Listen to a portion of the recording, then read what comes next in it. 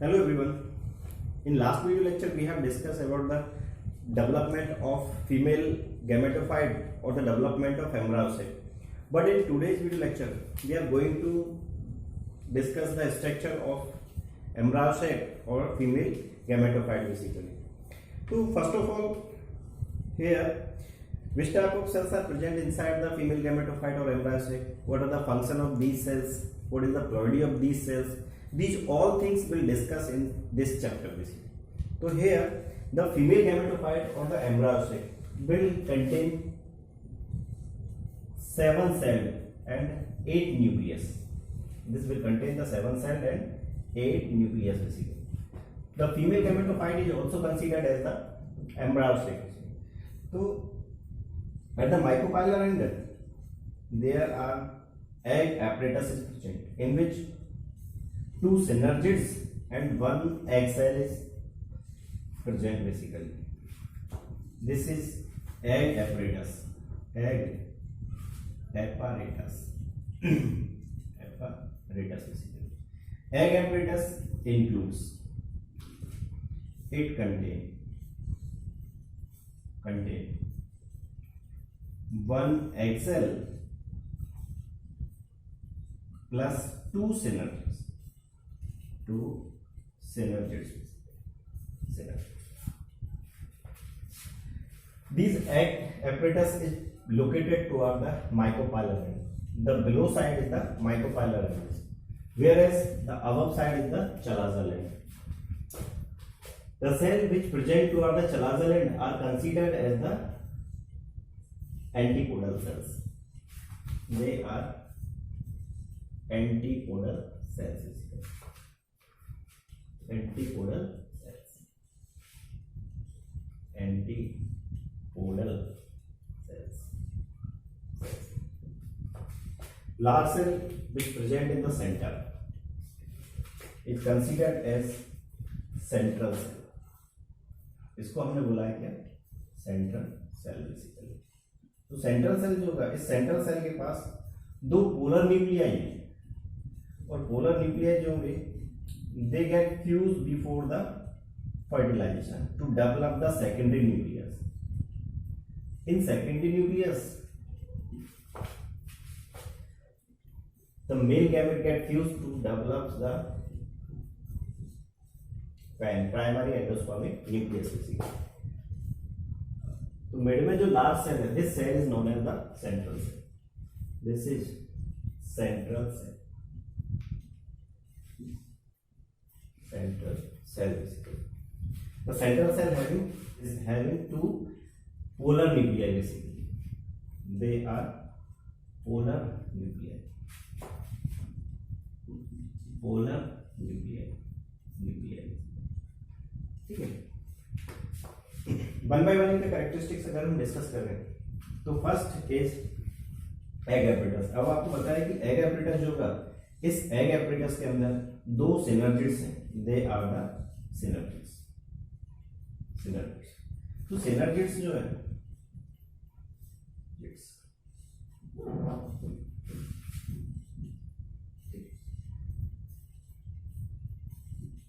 synergids 2 in number. Second thing, haploids हैं. Third thing, contain finger-like projections, which is considered as the filiform apparatus basically. ठीक है. तो इनके पास क्या होगा ना, ये finger-like projections present है जिनको हम बोलते हैं filiform apparatus. They are filiform apparatus. Filiform apparatus basically. ठीक है. तो सिनर्जिड्स जो होंगे ना, 2 नंबर में 2 होंगे. हैप्लॉइड्स होंगे हैविंग filiform apparatus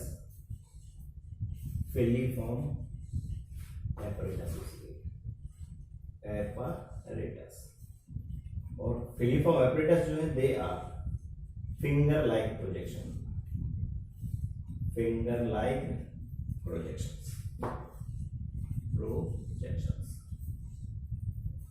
ये फिंगर लाइक प्रोजेक्शंस है. ठीक है. which guide the entry of pollen tube inside the embryo. ठीक है, इनका काम जो होता है सिनर्जिड्स का, ठीक है, वो पोलन ट्यूब की एंट्री को गाइड करते हैं, क्योंकि यहाँ जो फिलीफॉर्म एपरेटस है ये केमिकल सिग्नल सिंथेसिस करते हैं और केमिकल सिग्नल जो होगा it attract the pollen tube, ठीक है, thus the pollen tube will enter inside the embryo basically. तो सिनर्जिड्स का अल्टीमेटली वर्क देखें, first guide the entry of pollen tube, guide the entry of pollen tube, the entry of pollen tube inside the embryo sac, into embryo sac, उस embryo sac के लिए पहला function. Second function, whenever the pollen tube enter inside the embryo sac, ठीक है, तो जो shock develop होगा उस शॉक को वो भी एब्जॉर्ब करने का काम करेंगे. They act as shock absorber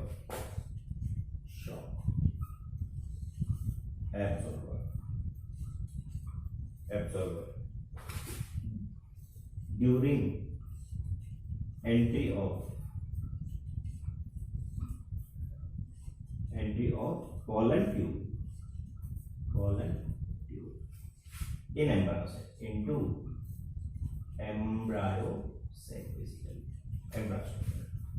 third जो फंक्शनिंग है इसका, थर्ड फंक्शनिंग क्या है कि इसके बाहर की साइड एम्ब्रायो sac के आउटसाइड क्या है, न्यूक्लियस प्रेजेंट है, ठीक है. तो ये जो सिनर्जिड्स हैं दे यूटिलाइज और they absorb the nutrients from the nucleus, ठीक है.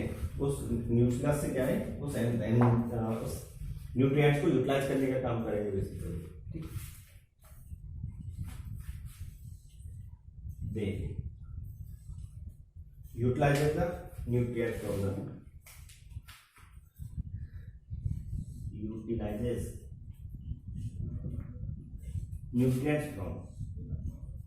nutrients from nucleus,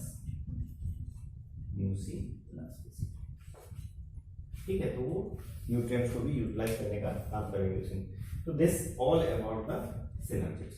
तो आई थिंक सिनर्जिड्स का फंक्शन क्या है, ठीक है, किधर लोकेटेड होता है, ठीक है, उसके अंदर क्या क्या चीजें प्रेजेंट होता है, ये चीजें आपको समझ में आ गया होगा कि सिनर्जिड्स में क्या क्या है. तो ध्यान रखना कि 2 इन नंबर्स होंगे, हैप्लॉइड कंटेंट होगा, as well as filiform apparatus present होंगे. Filiform apparatus second, they are the finger like projections, they guide the entry of pollen tube into the embryo sac.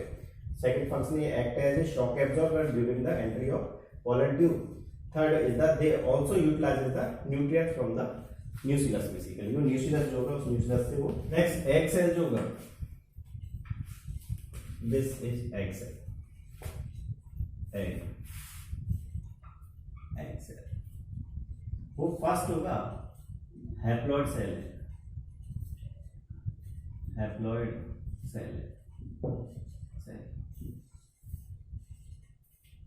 having inactive cytoplasm, inactive cytoplasm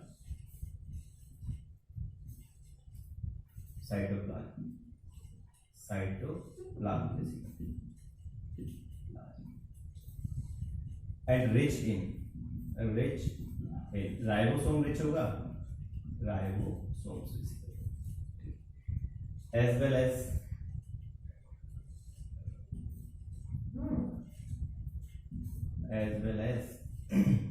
plastid is also present, plastid वो भी present होगा इसके अंदर.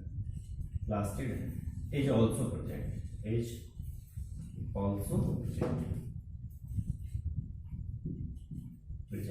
वो भी उसके अंदर present होगा, ठीक है. तो जो एग सेल होगा ड्यूरिंग द फर्टिलाइजेशन या after the fertilization, this egg cell is converted into the zygote.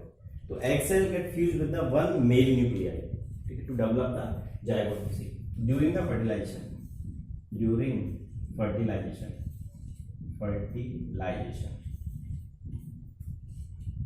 one male gamete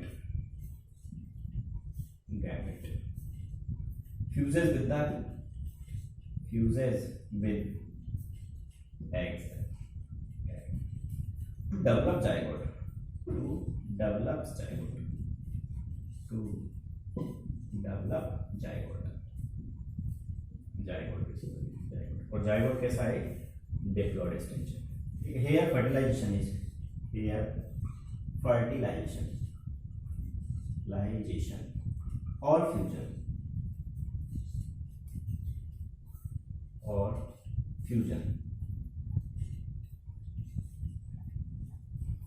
of both gamete is known as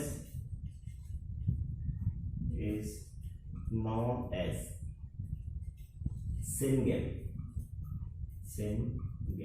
और ट्रू फर्टिलाइजेशन जिसको बोलते हैं, और true fertilisation. After fertilisation the zygote become embryo, ये convert हो जाता है embryo के अंदर. The another thing is central cell.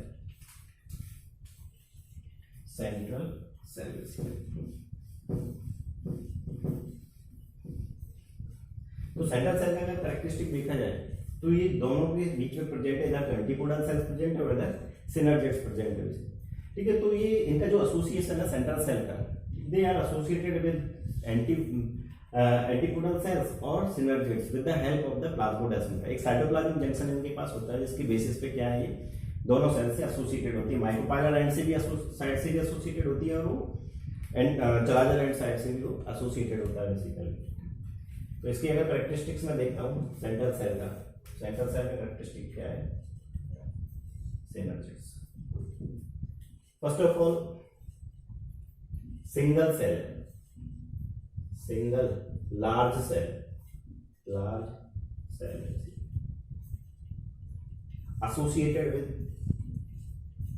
associated with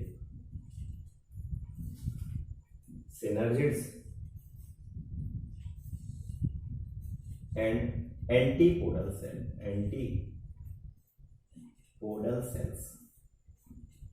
with the help of the plasmodesmata.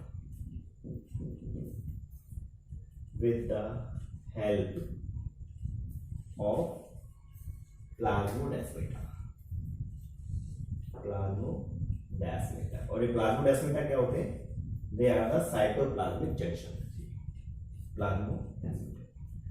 दूसरा थिंग, ये सेंटर के अंदर प्रेजेंट होगी जिसके पास क्या है, दो पोलर न्यूक्लियाई है. It contain two polar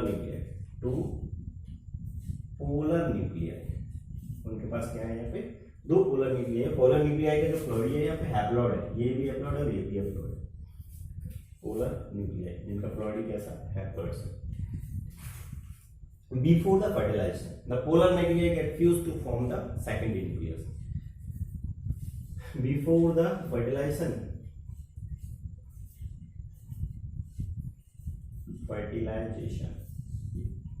polar nuclei get fused.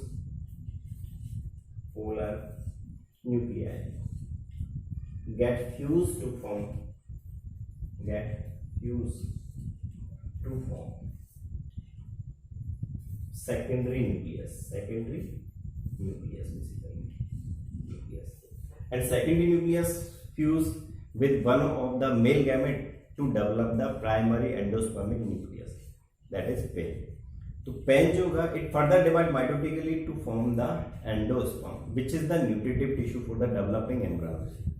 ठीक है, तो secondary nucleus fuse with secondary nucleus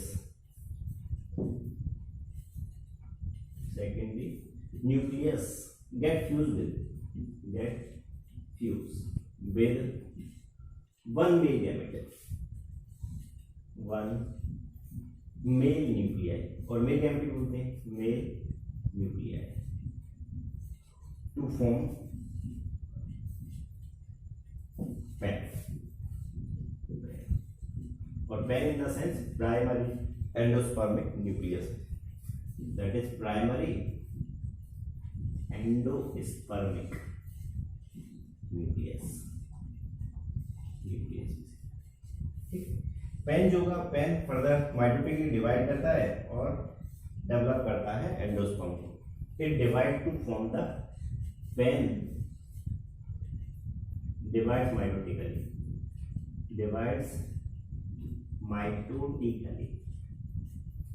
to develop endosperm,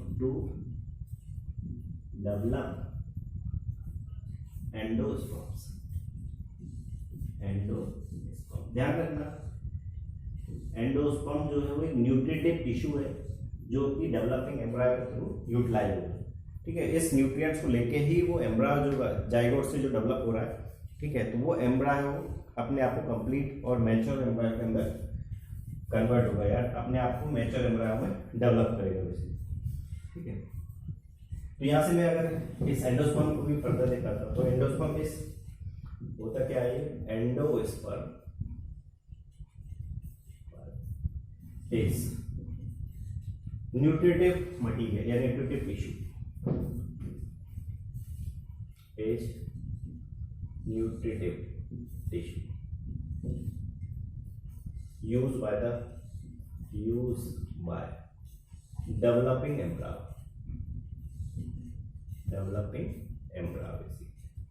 जिसको कौन यूज करता है, डेवलपिंग एम्ब्रायो। इस एंडोस्पर्म का जो प्लॉइडी है, it is triploid in nature because the ploidy of PEN is the triploid. Triploid क्यों बोला है उसको, क्योंकि सेकेंडरी न्यूक्लियस जो होगा, सेकेंडरी न्यूक्लियस का जो ploidy that is the diploid, जबकि उसके अंदर एक मेल न्यूक्लियस अगर आके फ्यूज हो जाता है तो मेल न्यूक्लियस का जो प्लॉइडी दैट इज एन और हैप्लॉइड, तो डिप्लॉइड प्लस हैप्लॉइड, ठीक है, twice N plus one N become thrice N basically, और this become triploid. The ploidy of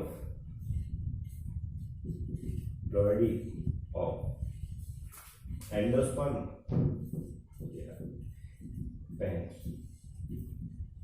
और एंडोस्पर्म इज थ्राइस है, वो कितना है, थ्राइस है, ठीक है, और ट्रिप्लॉइड।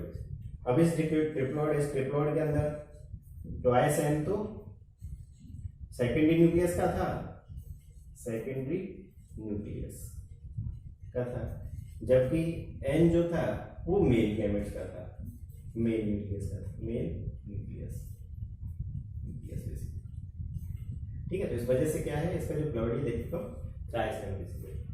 ठीक है, तो this is all about the central cell. तो आई थिंक सेंट्रल सेल समझ में आ गया, सबसे सेंटर वाला सेल है, सबसे बड़ा सेल है, लार्ज सेल है, having the two polar nuclei.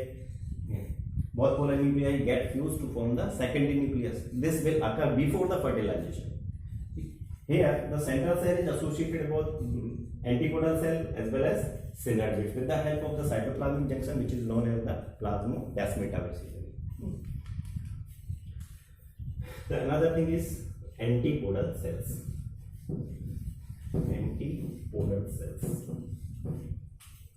They are the cells located toward the chalazal end. This is central cell. Antipodal cells 3 in number, number में कितना है, 3 होगा। present towards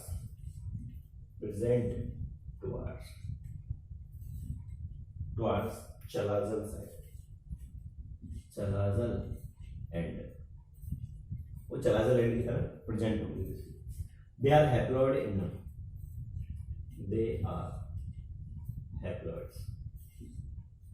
नेचर वाइज कैसी होगी वो, हैप्लॉइड बेसिकली।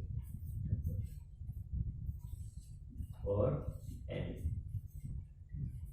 अब जो एंटीपोडल सेल्स हैं, इन एंटीपोडल सेल्स का अगर हम फंक्शन देखें तो ये एंटीपोडल सेल्स जो है ये न्यूट्रिशन प्रोवाइड करने का काम करेंगे। Why they provide the nutrition, because these cells या the protoplasm of these cells are rich in starch, proteins, lipids, ascorbic acid, oxidase and some growth hormones which provide the nutrition to the developing embryo. Thus the antipodal cells are nutritive in nature. ठीक है, they transfer these materials to the embryo. ठीक है, तो the protoplasm of these cells, the protoplasm of these cells is rich in rich in starch, protein,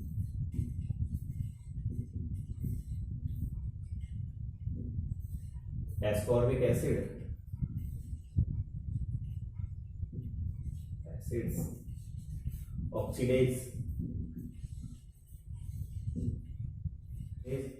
and some growth hormone,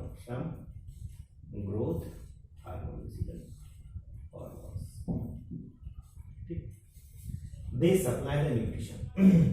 They supply nutrients to developing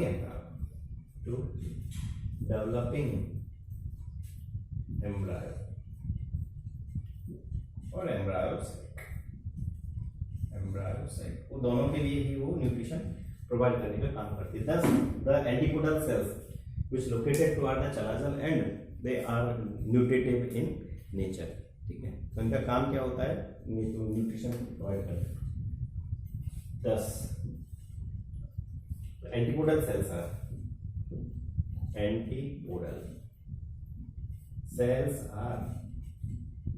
nutritive in nature.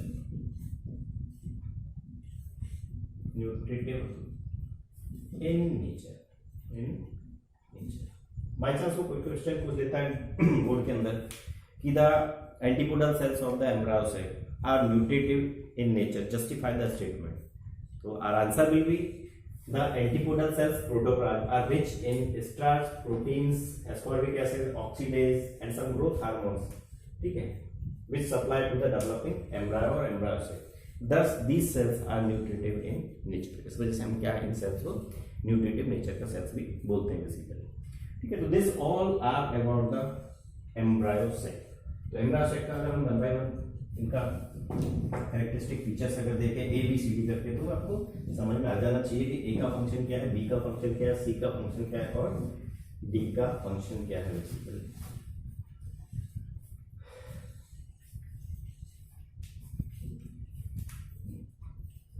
यहाँ पे they are egg apparatus.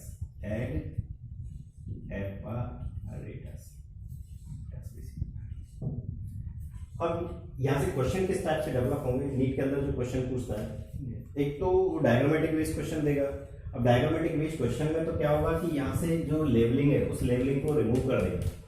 इसकी जगह पे A लिख देगा, यहाँ पे B लिख देगा, B. ठीक है, इस जगह पे मालूम पड़ा उसने C इंडिकेट किया है, दिस इज C. ठीक है, तो identify A, B and C. ठीक है, तो हमें पता होना चाहिए डायग्रामेटिक रिप्रेजेंटेशन से हमें मालूम होना चाहिए कि A will represent the central cell.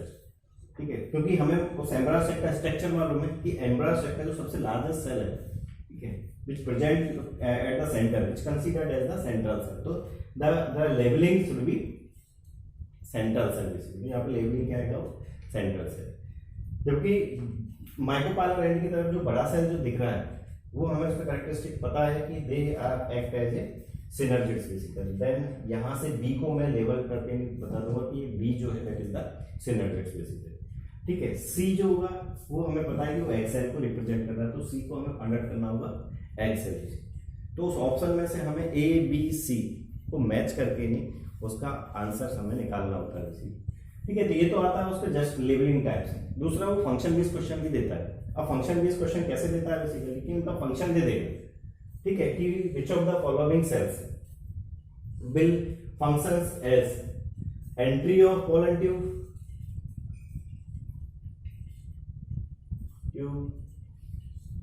Nutritive in nature, entry of pollen tube, development of PEN, primary endospermic nucleus, and development of zygote, formation of zygote. अब यहाँ पे उसने हमें कुछ दिया नहीं है. अगर हमें उस एम्ब्रायोसाइट का स्ट्रक्चर कंफर्म है, याद है अच्छे से, ठीक है, उसका एक एक लेबलिंग मुझे मालूम है, तो आपको मालूम हो जाएगा कि the entry of pollen tube is provided by the synergids which having the filiform apparatus. वो उसके थ्रू प्रोवाइड होगा। तो यहाँ पे बी रिप्रेजेंट कर देगा किसको, सिनर्जिड्स को, दिस रिप्रेजेंट सिनर्जिड्स, सिनर्जिड।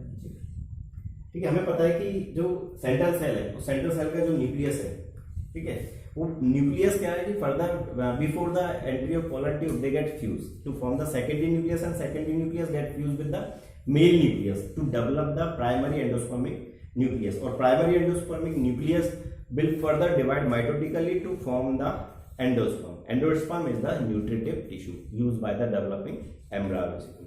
ठीक है, तो यहाँ A is represented by the central cell, central cell basically. तो उसको हम उससे लेवल कर देंगे। थर्ड इसमें दिया द फॉर्मेशन ऑफ जाइगोट। अब हमें पता ये भी मालूम होना चाहिए कि एग सेल के साथ जब एक मेल न्यूक्लियस फ्यूज हो रहा था, then egg cell is converted into zygote, वो कन्वर्ट हो रहा था जाइगोट के अंदर basically. Then answer will be this will be egg cell, इसको लेबल कर दूंगा एग सेल से, एग सेल। ठीक है, तो ये फिर सेकंड टाइप के क्वेश्चंस होंगे बेसिकली। ठीक है, नेक्स्ट इज कि यहाँ ये जो लेबलिंग है, इन लेबलिंग का मुझे प्लॉइड भी पता होना चाहिए कि इन लेबलिंग की प्लॉइडी क्या क्या है। प्लॉइडी इन द सेंस कि वो हैप्लॉइड है, वो डिप्लॉइड है, वो ट्रिप्लॉइड है, किस नेचर के हैं। ठीक है, they are the synergid, this is central cell और this is egg cell, egg cell, egg cell. ठीक है, तो ये एक एम्ब्रायो सेल जो है वो 7 सेल 8 न्यूक्लिएटेड स्ट्रक्चर है, जैसे हमें पहले से पता है 7 सेल 8 न्यूक्लिएटेड स्ट्रक्चर है। लास्ट क्लास में मैं सारा कुछ आपको बता चुका हूँ कि वो कैसे 7 सेल 8 न्यूक्लिएटेड स्ट्रक्चर है। ठीक है, तो यहाँ इनकी जो प्लॉइडी है, antipodal cells are the haploid in nature, जबकि सेंट्रल सेल जो होंगे they are diploid in nature. एक नेचर वाइज कैसी है, diploid, diploid in nature. Synergids also haploid in nature. ठीक है, जबकि एग सेल जो होंगे also haploid in nature. Polar nuclei, इनका अगर प्लॉइडी पूछ ले, they are haploid in nature.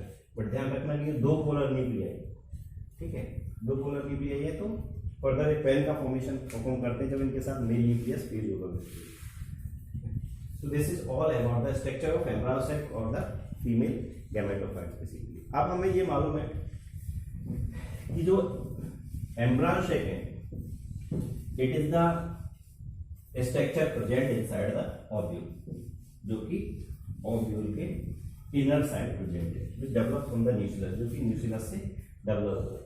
तो हम उसका डेवलपमेंट लास्ट वीडियो लेक्चर के अंदर डिस्कस कर चुके हैं। तो वहां मैंने आपको बताया था कि ये जो ओव्यूल है, इस ओव्यूल के अंदर एम्ब्रायो सेल का डेवलपमेंट को हमने बोला था फीमेल गैमेटोफाइट डेवलपमेंट और mega sporogenesis, mega sporogenesis basically. मैं बताया था कि यहाँ ये एम्ब्रायो सेल है जो कि 7 सेल 8 न्यूक्लिएटेड स्ट्रक्चर हमने बोला है, और ये सेंटर, इसके चारों साइड जो था न्यूक्लियस था। ठीक है, तो ये एक ओव्यूल जो है, ओव्यूल न्यूक्लियस के बेसिस पे, इंटैगमेंट के बेसिस पे और micropylar as well as chalazal end इनके ओरिएंटेशन के बेसिस पे जो ओव्यूल्स हैं वो डिफरेंट टाइप्स के। तो next is the types of ovules, types of ovules.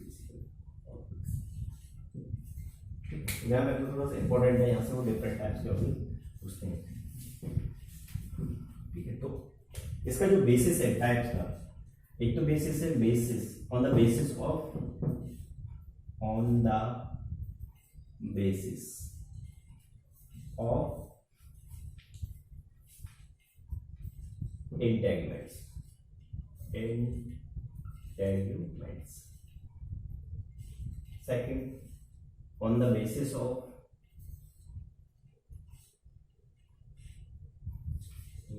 of nucleus, वो वेल डेवलप्ड है और फिर वो लेस डेवलप्ड है, न्यूक्लियस।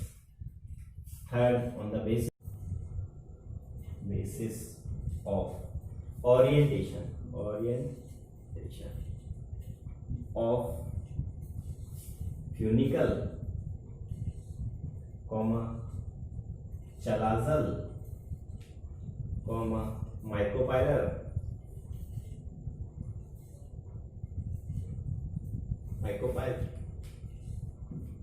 तो इनका हम फर्दर क्लासिफिकेशन जो है ऑब्यूल्स का पहले तो देखेंगे इंटेगमेंट्स के बेसिस पे कितने टाइप्स के ऑब्यूल्स होते हैं, कौन कौन से होते हैं बेसिकली।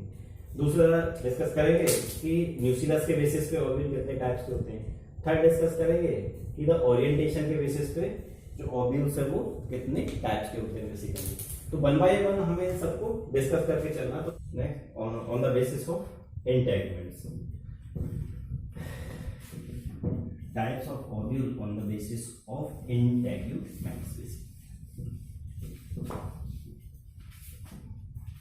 इंटेगमेंट के बेसिस पे ओव्यूल्स के टाइप्स कितने होते हैं। अब हमें ये मालूम होना चाहिए कि इंटेगमेंट कौन सा था। तो जो न्यूसिलस का कवरिंग था, this covering is known as the integument. The covering of ovules या covering of nucellus is considered as the integument. अब यहाँ उसका जो कवरिंग है वो एब्सेंट भी हो सकता है, जिसको हम एटैगमिक ओव्यूल्स बोलेंगे, या फिर उसके पास सिंगल कवरिंग हो सकता है, सिंगल इंटेगमेंट हो सकता है जिसको हम बोलेंगे यूनिटैगमिक, या फिर उसके पास दो इंटेगमेंट्स हो सकता है जिसको हम बोलते हैं बाइटैगमिक। ठीक है, तो they are the three types on the basis of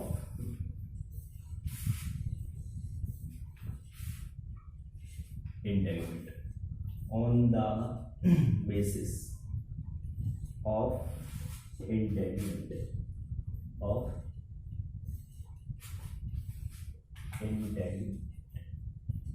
integuments के बेसिस पे दे आर एटैगमिक। हमें पता है कि अगर इंटेगुमेंट एब्सेंट है तो एटैगमिक, अगर सिंगल इंटेगुमेंट है तो यूनिटैगमिक।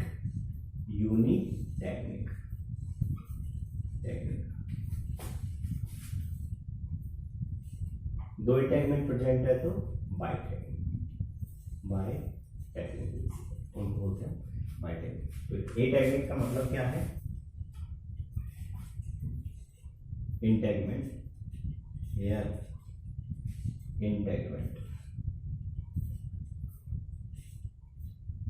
Integuments is absent. ठीक है, तो example is लॉरियंथस।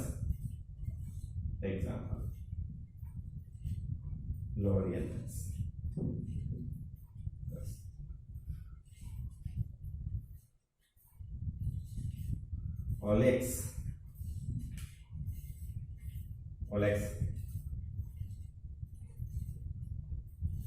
Leviosa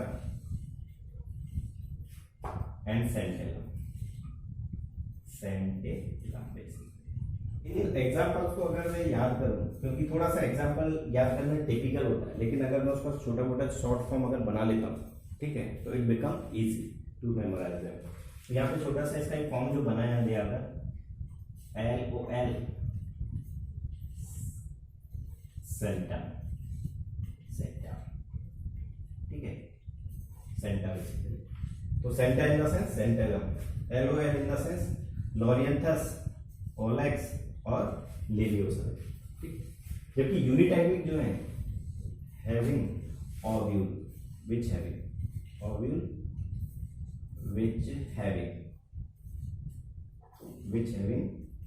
single integument, जिनके पास क्या है, जिनके पास एक इंटेगमेंट प्रेजेंट है उनको हम बोलते हैं यूनिटैगमिक बेसिकली। ठीक है, तो यूनिटैगमिक जो होंगे वो हमें गैमोपेटैली के केस में मिलते हैं और जिम्नोस्पर्म्स के केस में मिलते हैं। एग्जांपल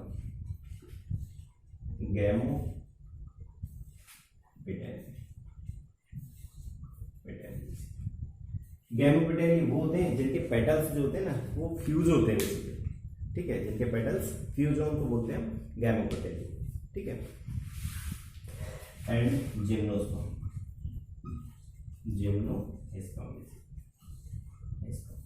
तो एग्जाम्पल बहुत इंपॉर्टेंट है। एग्जाम्पल्स हम लोग को कैसे भी करके नहीं याद रखना है। जबकि बाइटैगमिक जो होंगे,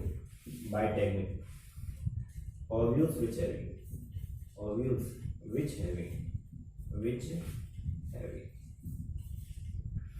टू इंटेगमेंट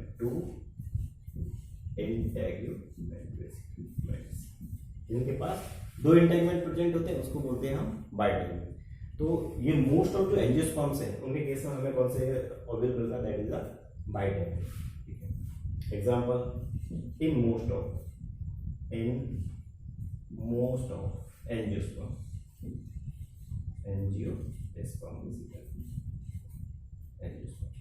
तो 11th क्लास में मैंने आपको एंजियोस्पर्म, जिम्नोस्पर्म सबके बारे में बताया था, जिनके सीड जो है वो जिनके सीड कवर्ड होते हैं, ठीक है, ओवेरी के अंदर प्रेजेंट होते हैं या फ्रूट के अंदर सीड प्रेजेंट होते हैं, उनको हम बोलते हैं एंजियोस्पर्म बेसिकली। लेकिन जिनके सीड नेकेड होते हैं उनको हम बोलते हैं जिम्नोस्पर्म्स। ठीक है, तो this all about the ovules on the basis of integument. यहां से वो क्वेश्चन कैसे अराइज करता है, नीट के अंदर जो क्वेश्चन देता है वो कैसे देगा कि which of the following types of ovules present in case of the angiosperm, most of the angiosperm। तो अगर हमें उसका थ्योरी पता है, ठीक है, कि मोस्ट ऑफ द एंजियोस्पर्म जो थे, ठीक है, उनके केस में बाइटेगमिक ओव्यूल्स प्रेजेंट थे, तो answer will be the bitegmic. या पर्टिकुलर एग्जांपल वाइज दे देता है कि santalum, which of the following types of ovules present in case of the centellum, then answer will be the ategmic। ठीक है, या पूछ लेता है कि गैमेटोपेटेली के केस में किस टाइप के ओव्यूल्स प्रेजेंट होते हैं, ठीक है, तो answer will be the unitegmic. तो एटैग्मिक, यूनिटैग्मिक और bitegmic. Next, types of ovule on the basis of न्यूसिलस।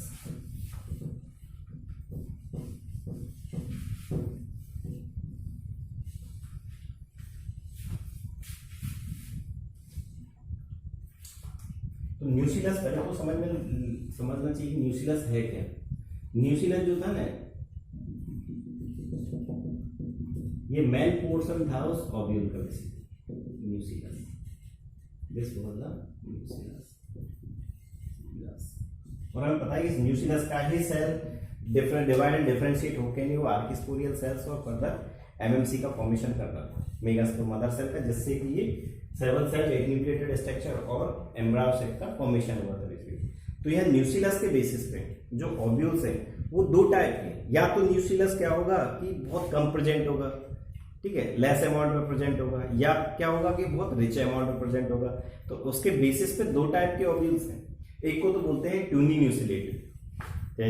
न्यूसिलेट और दूसरे को बोलते हैं हम क्रासी न्यूसिलेट। ठीक है, तो on the basis of nucellus they are two types, न्यूसिलेट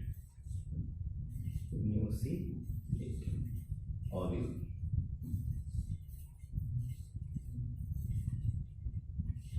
न्यूसिलेट ovule, जबकि क्रासी न्यूसिलेट ओव्यूल। ठीक है, यहाँ जो बेसिस लिया उसका ओव्यूल के टाइप का, this is the न्यूसिलस on the basis of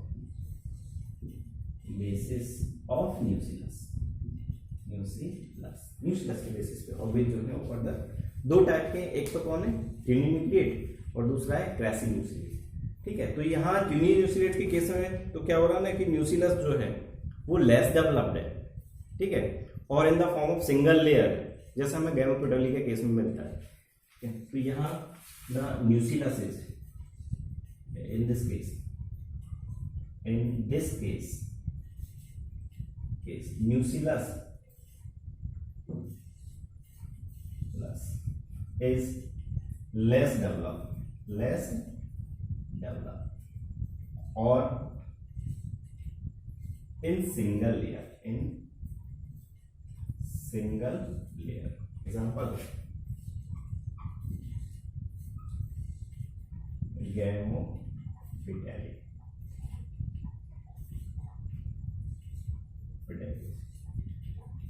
ठीक है, और आपको पता है कि गैमेटोपेटेली वो प्लांट्स होते हैं जिनके फ्लावर्स जो हैं उनके पेटल्स फ्यूज हो, कैलिक्स और कोरोला जो है वो सेपरेट हो, लेकिन उनके पेटल्स जो है ना वो फ्यूज कंडीशन में हो बेसिकली, या जॉइंटेड पेटल्स हो, तो उनको हम बोलते हैं गैमेटोपेटेली। तो गैमेटोपेटेली मैं लिख देता हूँ आपको, हैविंग फ्यूज्ड पेटल्स, फ्यूज और जॉइंटेड भी उसको बोल सकते हो, जॉइंटेड पेटल्स बेसिकली। जबकि कैलिक्स और कोरोला यहाँ पे होंगे ना वो डिस्टिंक्ट होंगे, but calyx and corolla, calyx and corolla are distinct, तो ऐसे को हम बोलते हैं क्या, गैमोपेटैली केस। ठीक है, तो वहां पे सिर्फ जॉइंटेड होंगे या फ्यूज्ड होंगे कौन, petal. Such type of ovule,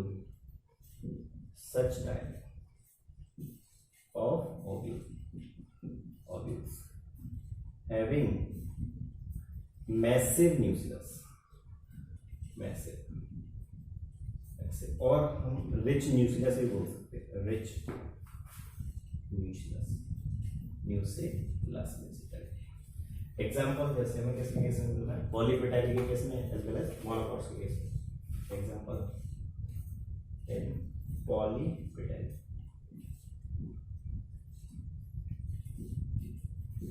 और पॉलीपेटाइली का मतलब क्या है कि अगर पेटल्स फ्यूज ना हो तो, सेपरेट अगर हो तो petal they are the polypetalae, and monocot, polypetalae group and monocots basically monocots. ठीक है, तो इनके केस में मुझे कैसे क्लासिक न्यूक्लियस लेता है। तो वह क्वेश्चन पूछ लेता है गैमोपेटैली के केस में न्यूक्लियस के बेसिस पे किस टाइप में, कौन से टाइप के ओव्यूल प्रेजेंट होंगे, तो आंसर यहाँ देंगे हम uninucleate basis. The another types of ovules are the types of ovule on the basis of orientation,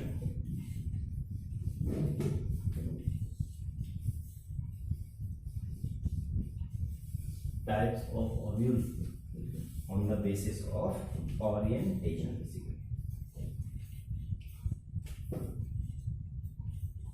types of ovule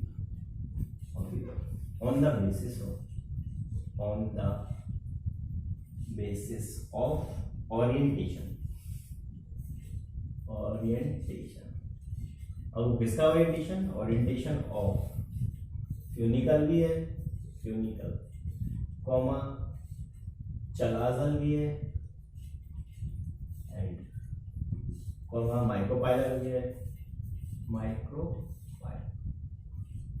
ठीक है। इनके ओरिएंटेशन के बेसिस पे जो टाइप्स हैं ओव्यूल के, ठीक है, वो डिफरेंट टाइप्स के ओव्यूल। तो पहले तो क्या है कि हम ओरिएंटेशन समझ लेते हैं कि ओरिएंटेशन के बेसिस पे कैसे ओव्यूल्स को वो डिवाइड किया है, तो क्या क्या ओरिएंटेशन हो सकते हैं बेसिकली। तो यहाँ ओरिएंटेशन में ये तो फ्यूनिकल था, इधर ये माइक्रोपाइल था, बेसिकली, और इस साइड जो था दैट वाज चलाजल,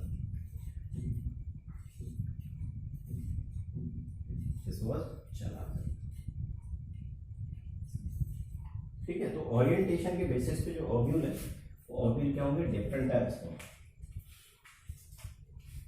जिनको मैं याद करने के पर्पज से आपको यहां लिखा रहा हूं,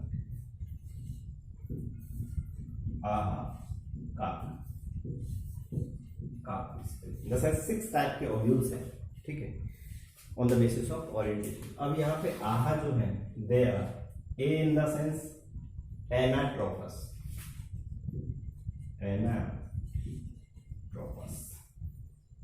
डिटेल से सबको डिस्कस करेंगे, लेकिन पहले तो कितने ओव्यूल्स हैं और किस किस टाइप के, वो थोड़ा ध्यान में आना चाहिए, माइंड में आना चाहिए, ठीक है। H will represent the hemi anatropous,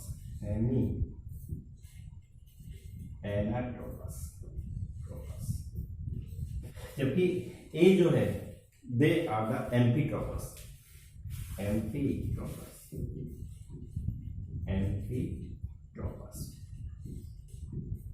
सी मतलब कैम्पाइलोट्रोपस,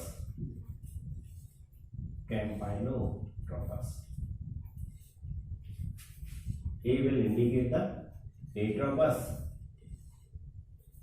और ऑर्थोट्रोपस भी इसको बोलते हैं, ऑर्थोट्रोपस, जबकि सी will represent the सर्सिनोट्रोपस,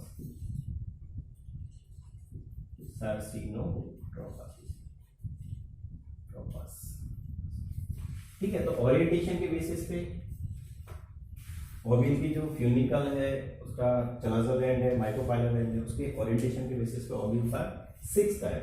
first is anatropous, second is hemianatropous, third is amphitropous, fourth is campylotropous, fifth is anatropous और orthotropous and sixth is the sarsinotropous। तो इनकी क्या क्या कैरेक्टरिस्टिक्स है, कैसे इनको अलग अलग बेसिस पे दिया गया है या फिर कैसे इनको अलग अलग अरेंज किया हुआ है बेसिकली, ठीक है, तो वो वन बाय वन हम डिस्कस करते हैं। एनाट्रोपस,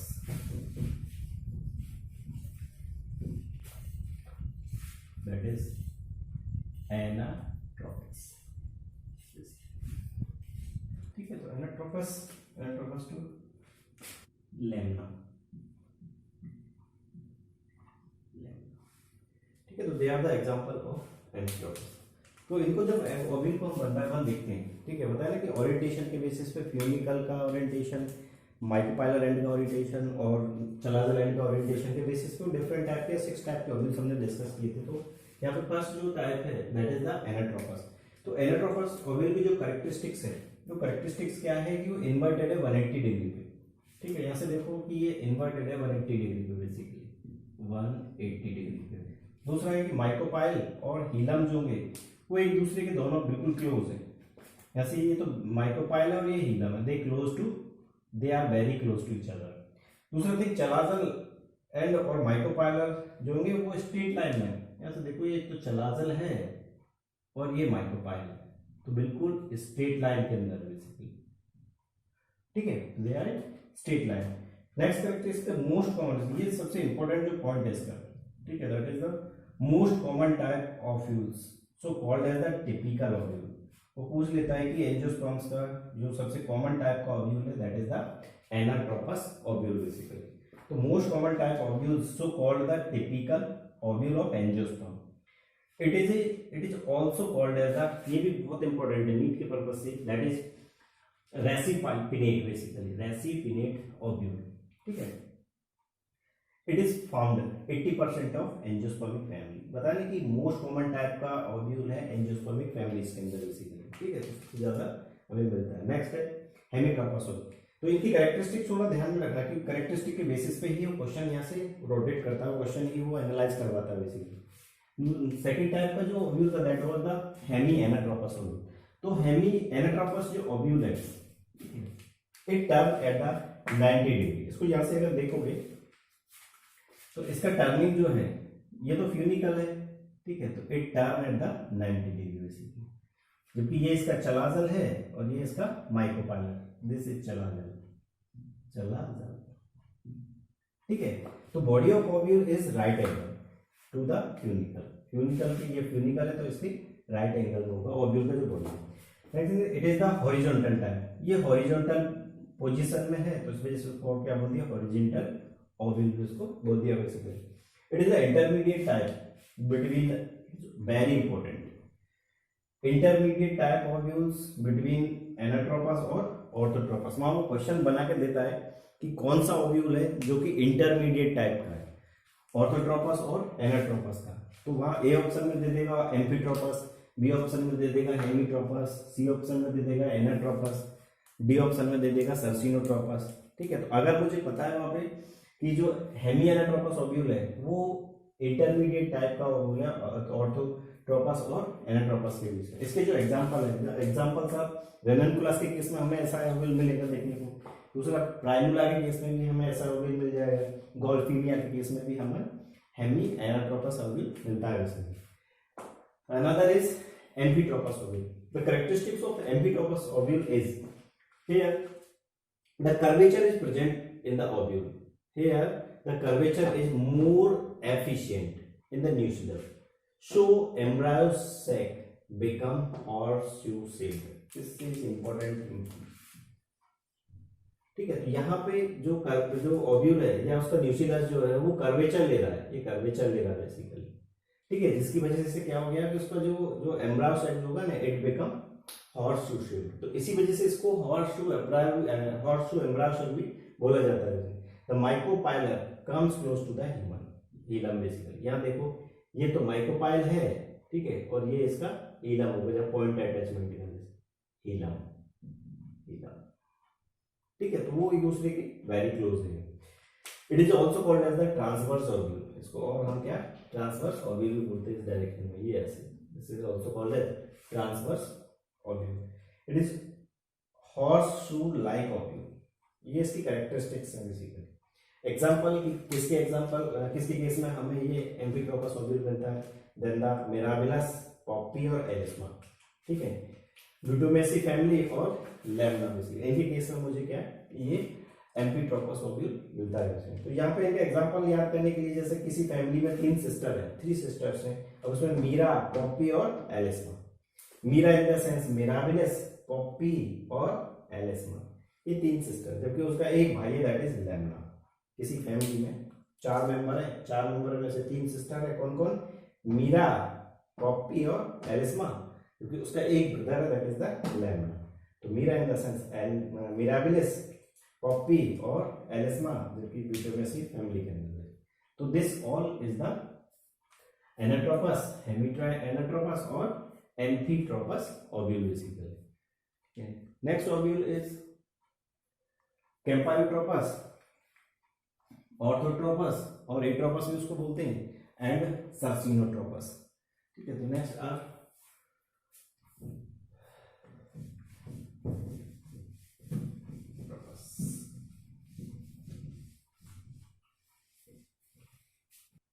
कैम्पायोट्रोपस,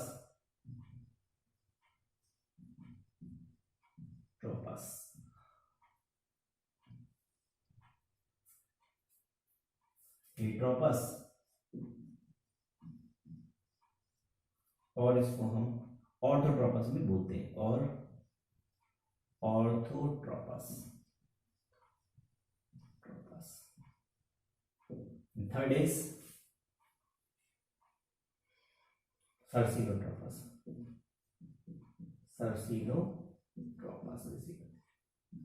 ठीक है। तो टोटल 6 टाइप के ओव्यूल थे, ओरिएंटेशन और पोजीशन के बेसिस पे। कैम्पायोट्रोपस, एट्रोपस, और इसको ऑर्थोट्रोपस भी बोलते हैं, एंड सर्सिनोट्रोपस बेसिकली।